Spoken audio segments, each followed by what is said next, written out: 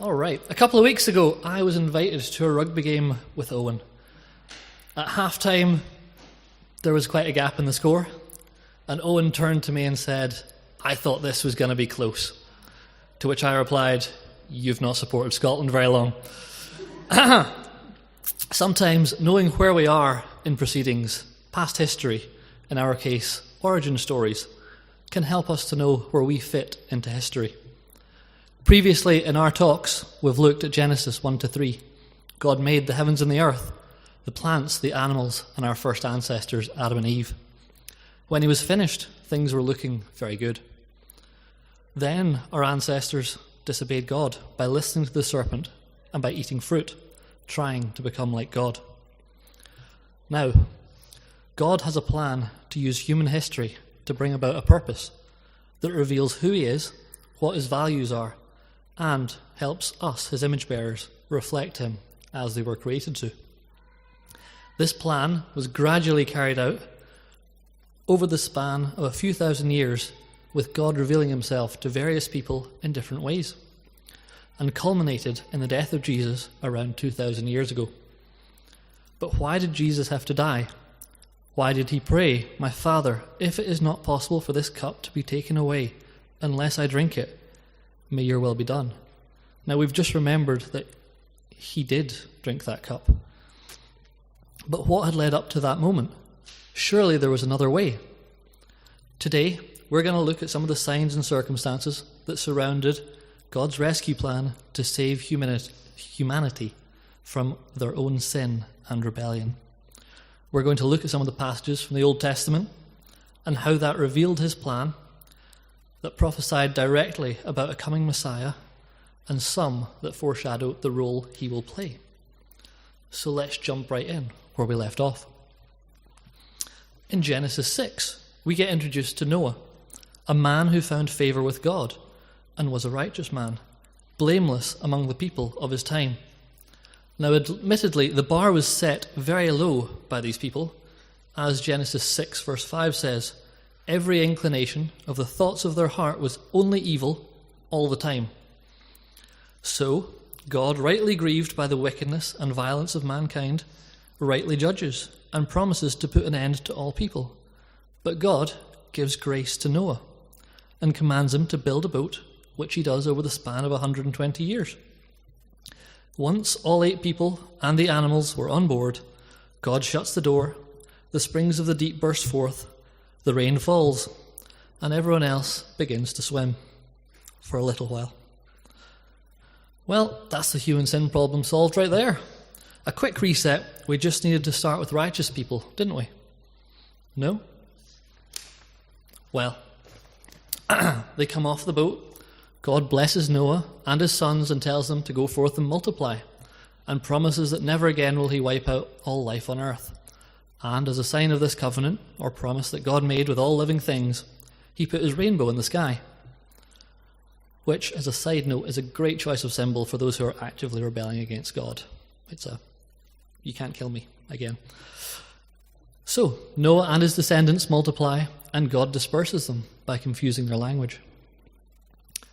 11 generations later, we get introduced to Abram, a 75-year-old man.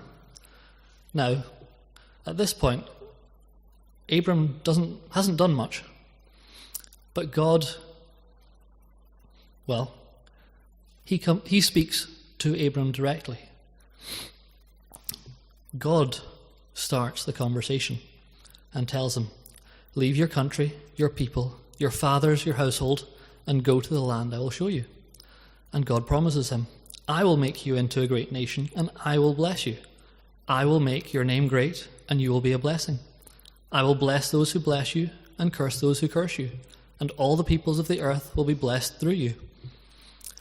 God promises Abram land for him and his descendants forever. God continues to make promises to Abram that he would have an heir of his own. Abram believed God, and it was credited to him as righteousness.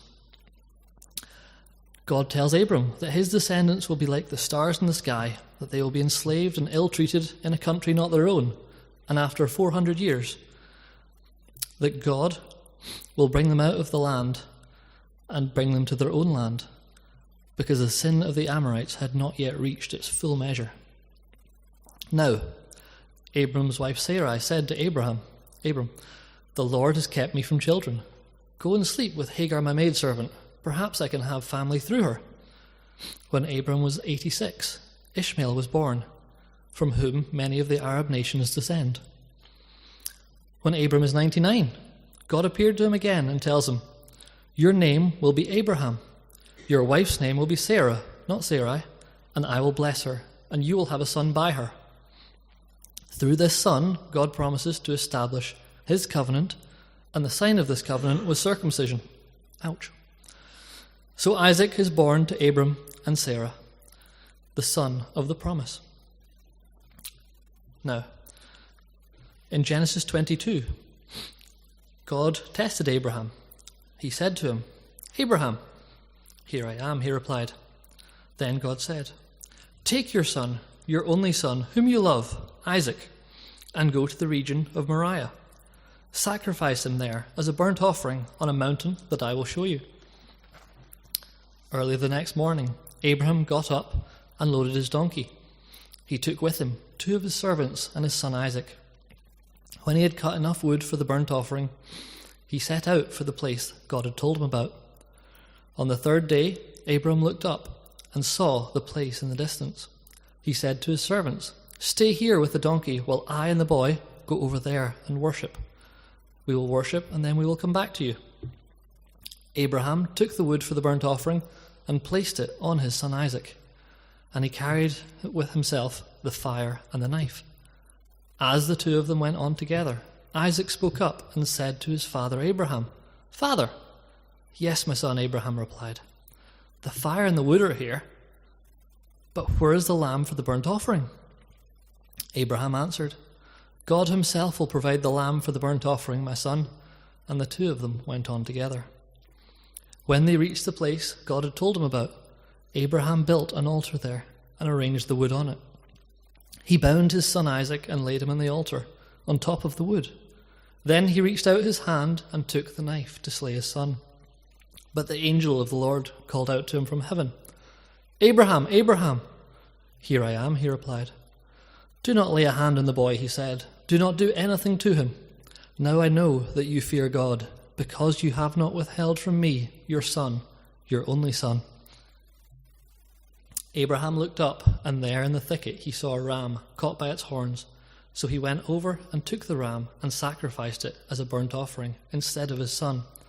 So Abraham called that place, "The Lord will provide," and to this day it is said, "On the mountain of the Lord it will be provided." The angel of the Lord called to Abraham from heaven a second time and said, "I swear by myself, declares the Lord, that because you have done this and have not withheld your son, your only son, I will surely bless you and make your descendants as numerous as the stars in the sky and the sand on the seashore. Your descendants will take possession of the cities of their enemies, and through your offspring all nations on earth will be blessed because you have obeyed me." Isaac, in turn, had 2 sons, Jacob and Esau. Jacob later gets renamed Israel, he who wrestles with God. He has 12 sons who sell one of their brothers into slavery. He, in turn, becomes second in command to the Pharaoh of Egypt. And, through a famine, his whole family moves from the Promised Land to Egypt. Almost 400 years later, God appears to Moses from a burning bush and tells him that God is going to use him to rescue the Israelites from slavery in Egypt. He sends Moses and his brother Aaron to tell Pharaoh to let my people go. And when he refuses, God will stretch out a mighty hand with signs and acts of judgment in order to bring out his people. God patiently gives Pharaoh time to obey, but after refusing on 9 occasions, the 10th judgment was the death of the firstborn. Moses was commanded to tell all the people on a certain day to sacrifice a year-old male lamb without defect and to apply its blood to their doors and lintels, and that on that same night I will pass through Egypt and strike down every firstborn of both people and animals, and I will bring judgment on all the gods of Egypt. I am the Lord. The blood will be a sign for you on the houses where you are, and when you see the blood, I will pass over you. No destructive plague will touch you when I strike Egypt." This became one of the annual festivals of the Israelite people. After this, the people left Egypt, miraculously crossed the Red Sea, and entered the desert. During this season, God commanded that a tabernacle or tent of meeting be made, where his presence could dwell in the middle of the camp. The law was given to Moses, which described how sinful people were to behave in respect to a holy God. This included moral, ceremonial, and civil law, and included sin offerings, where a person would substitute a faultless animal in order to symbolize the punishment that they deserved. The Day of Atonement is the holiest day in the Israelite calendar, where sin offerings are made for the high priest and the people. 2 goats are taken, the lots are drawn. One is sacrificed while the other is set free. God then laid out the plan for his chosen people. He gives abundant blessings if the Israelites obey the commands from God, but also warns them what happens if they disobey. Their leader spoke with God face to face. The whole nation had witnessed God work miracles in front of their very eyes. They had proof that God was real and performed wonders. He defied the laws of nature. He provided and cared for them on a daily basis, and on top of that, had provided the law so the people could know what God's standards are. Of course, God's people would be only too happy to obey him. They would teach their children all about God in such a way that they would never even try to rebel. Of course, that was all that was missing, and the human problem was solved forever.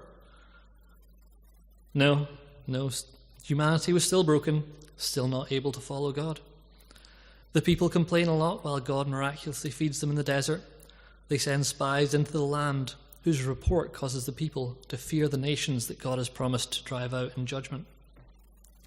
These same people refuse to obey God, and so he makes them wander in the desert until the next generation grow up, 40 years later. The Israelites enter the promised land under the leadership of Joshua and begin to take possession of the land promised to Abraham. Joshua sets up each of the tribes with their boundaries by drawing lots. However, once again, despite seeing God work wonders and miracles, the people disobeyed God, and he allowed other nations to attack them. When the Israelites repented of their sin and called out to God, he remembered them and sent judges to deliver them. God starts to raise up prophets through this period, notably Samuel, who mediated between God and his chosen people honorably. You might say, if only God was in charge of our nation, we didn't need a government, no king, no bureaucrats. God makes our laws. God directly appointed leaders who had short terms. Then we would be able to live our lives that honored God, and the sin problem would be solved. No, the people looked at the nations around them and decided, we want a king. So after warning them about the perils of living under a king, God gives the people what they wanted. So God told his prophet Samuel to anoint Saul king, which he did. And as is often the way, it started out well. However, Saul disobeyed God on several occasions, including one time when he was told to completely wipe out a people group as God's judgment, which Saul disobeyed and didn't do. This disobedience eventually led to God removing the kingdom from him and his family, and giving it instead to a young shepherd boy called David. David grew up and wrote many psalms, which are recorded. He is a man who is commended as being a man after God's own heart, and despite flaws and failings, repented and turned back to God. He was anointed king and succeeded Saul as king. It was at this point that David intended to build a temple for God, to dwell among his people, but God refused, telling David that Solomon his son would build it instead, and that God would establish David's throne forever. David dies, and Solomon his son then becomes king and reigns on his father's throne. He builds the temple and asks God for wisdom. When the temple is complete, he dedicates it, and God appears to him again, renewing the covenant and agreement between God and the Israelites. So the people have kings chosen by God, a nice, simple governing structure where God can interact with the head of state. Obviously, that's what the people needed to obey God, He very clearly laid out a nice logical agreement with clear consequences. They'd be mad to disobey God. Does this work? No. For a little while it seems to. There were some good kings, although none were perfect. More often, however, kings were led astray, power corrupted. They trusted in their armies or foreign nations rather than God. Some were foolish, some were evil. Solomon's son causes the kingdom to be split in two. Israel in the north, Judah in the south. The northern kingdom is a mess. God sends them various prophets, but they ignore them. And about 200 years after Solomon dies, they're wiped out by the Assyrians. The southern kingdom of Judah isn't much better. The Davidic family line continues. There are some kings who obey God. Many do not. God still sends them prophets. Some of them are listened to, some are mocked, and some are killed. Amongst them include Isaiah's prophecy about a time coming when God will miraculously enter into humanity. Therefore, the Lord himself will give you a sign. The virgin will conceive and give birth to a son, and will call him Emmanuel, God with us. Another of Isaiah's prophecies. For to us a child is born, to us a son is given, and the government will be on his shoulders, and he will be called Wonderful Counselor, Mighty God, Everlasting Father, Prince of Peace. Of the greatness of his government and peace there will be no end. He will reign on David's throne and over his kingdom, establishing and upholding it with justice and righteousness from that time on and forever. The zeal of the Lord Almighty will accomplish this. He will be called Mighty God. He will rule on the throne of David forever and establish it with justice and righteousness. The Lord Almighty will do this. That sounds more like the thing. Well, back to the Jewish nation. God allows the Babylonians to capture them, and they are carried off into slavery for 70 years. Even during this time, God still sends his prophets, like Jeremiah. For I know the plans I have for you, declares the Lord, plans to prosper you and not to harm you, plans to give you a hope and a future. Ezekiel also prophesied around this time about a future time when God would help solve the human problem. I will give you a new heart and put a new spirit in you. I will remove from you your heart of stone and give you a heart of flesh.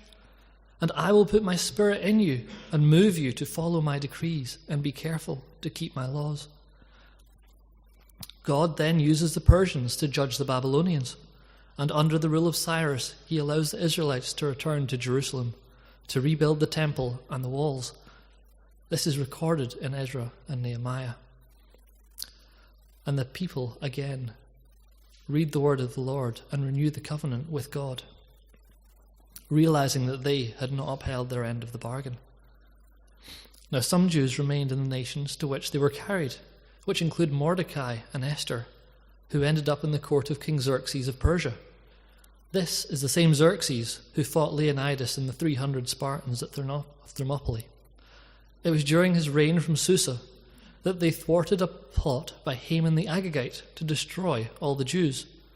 Now, if you remember King Saul, who disobeyed God in not killing the Amalekites, as God had commanded him, this might have seemed harsh at the time, but if he had obeyed, this whole plot could never have happened, as Haman is descended directly from them. So as the Old Testament closes, the Jewish nation is an occupied territory. Although they do have the favour of their Persian overlords, they have a temple, even if it isn't as impressive as the original, as it was destroyed by the Babylonians. And they are able to sacrifice to God. However, there is still no clear way for humanity to deal with their sin problem. Yes, they have sacrifices, but that doesn't solve the problem. God has demonstrated that humanity cannot uphold their end of the bargain. They cannot do this by their own might, strength, or wisdom. No amount of good works can fix the problem. God has been faithful throughout. He made promises and has kept every one of them so far. And some have still not had their conclusion. We've tried a lot of ways to fix things. We've tried a hard reset, starting with a righteous family. We had God working miracles in front of the entire nation. We tried a nation with a leader who spoke face to face with God. We tried God's written law. We tried no government with God providing leadership as required. We had prophets who spoke in behalf of God. We had kings like the surrounding nations. We were judged and taken into captivity and then miraculously released with foreign nations ruling over us. None of it solved the human problem.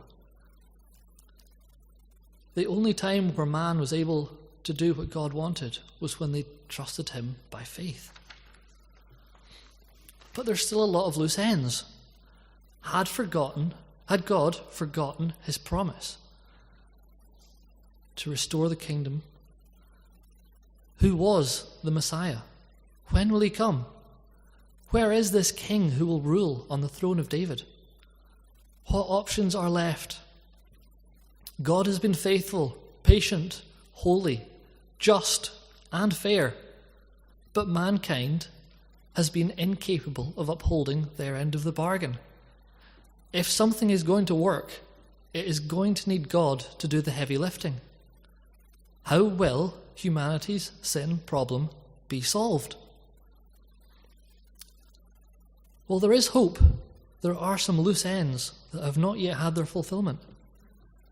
God has promised that he is going to dwell with us, that we should look out for a virgin who conceived, that a boy is to be born who will be called Mighty God, that God will remove our lifeless heart and replace it with a heart of living flesh, and that God will put his Spirit in us, which will allow us to keep his laws and decrees. Have you received this Spirit? This Christmas season, let us remember this long-awaited solution to humanity's sin problem. There was no other way to remove the cup of God's wrath.